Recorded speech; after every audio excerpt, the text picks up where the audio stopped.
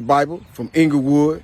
Hey, I just want to just give a word of wisdom to them young guys, them gangsters, them street soldiers that's out there in them trenches, that's putting in work.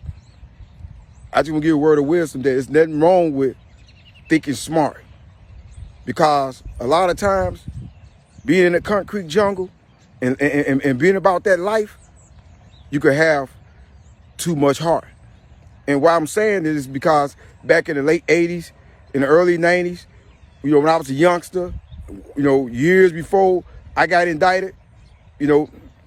Larry Hoover, he told me when I was visiting him one time that you could have too much heart, and that right there, that word of wisdom right there, man, it took me long ways, being out there, in them streets.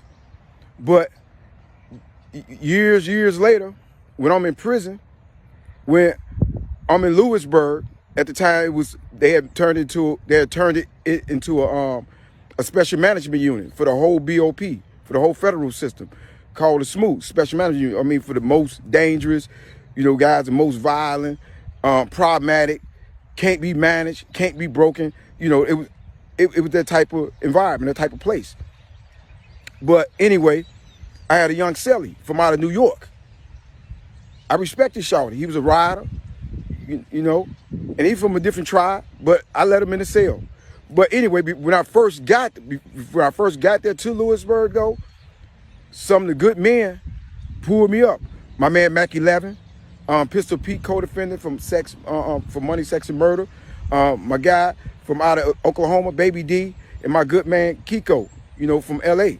They told me when I first got there, Bible, man, don't go to rec, because everybody go in the rec cage. They all got cuffs on, so you ain't got no way to getting your cuff off first. And they be knocking guys' eyes out. They be stabbing guys. They be jumping guys. Them guys be on all type of craziness. And I paid attention, but they was on their way leaving out. They just gave me a word of wisdom, and from their experience. But anyway, later on, my cellie eventually come. I let him in. He from out of New York, young cat, be putting in that work, cold rider. But he also tell me too, Bible, I respect you.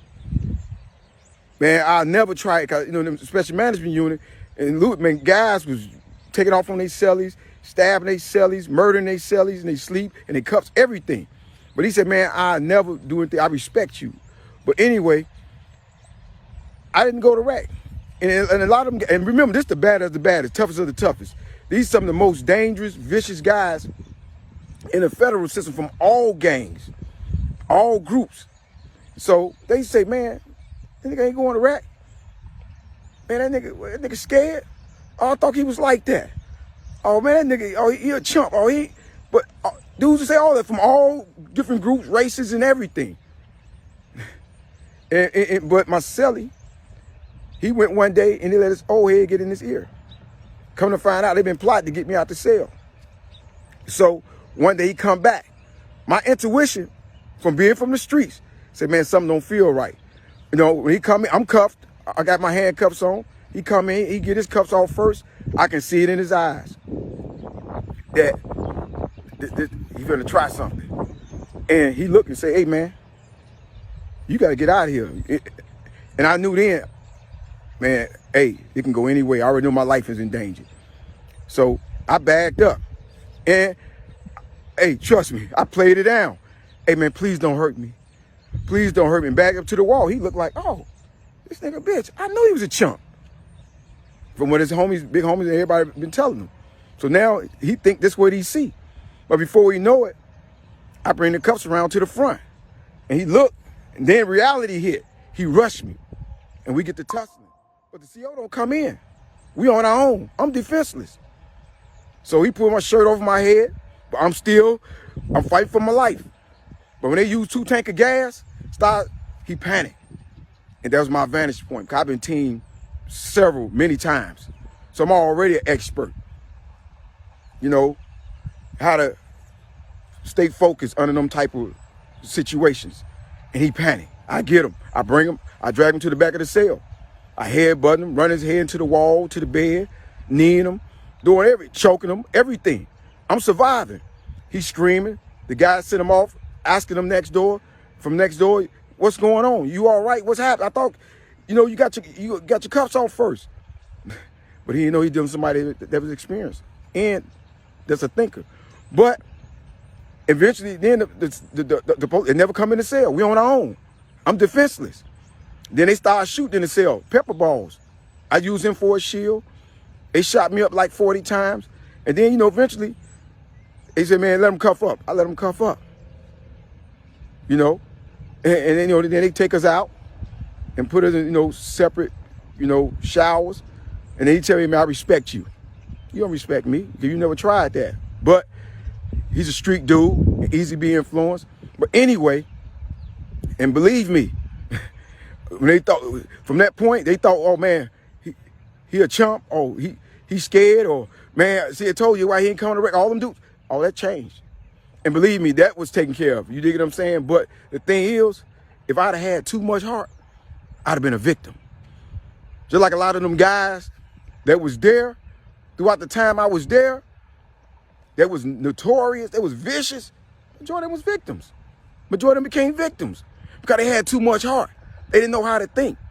See, that's the difference. And that's what I'm saying about even right now in the streets, man. There's always somebody that's badder than you, that's tougher than you, that's more violent than you, yeah, that's more dangerous than you, that's more diabolical, ruthless, all that, and ready to take your spot. And remember that everybody don't think like you think. So they not playing your rules, or they not playing your game. They doing it their way. See? And think about it. How many guys we know that's legends, and we can go years back, decades back, that was legends, notorious, the most feared. Look at the walls in the community, in the hoods. Where they at? You know how man. And they all was armed. Majority of them be armed when they get killed. See?